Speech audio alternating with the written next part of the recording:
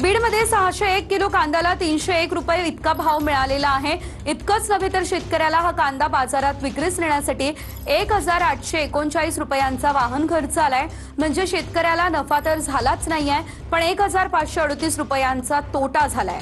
वाहतुकीचा खर्चही निघत नाहीये, त्यामुळे शेतकऱ्यांना तोटा सहन करावा लागतोय।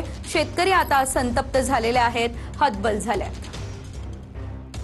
1 एकर कांदा लावलेला होता मी, तर काल मी 12 कट्टे सोलापूरच्या मार्केटला पाठवला होता।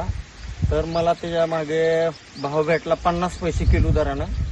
तर 301 रुपये मला भेटला। भाडं आणि हमाली आणि खर्च जाता मला दंड आलेला आहे 1583 रुपये दंड आलेला आहे। तर आता राहिलेला 15 टन कांदा आहे माझ्याकडे। त्याचं काय करावं, हे आत्महत्या करावं का काय करावं हे काय कळायला गेलंय। त्याच्या सरकारनं थोडीशी दक्षता घेऊन काहीतरी कांद्याची विल्हेवाट लावा आमच्या।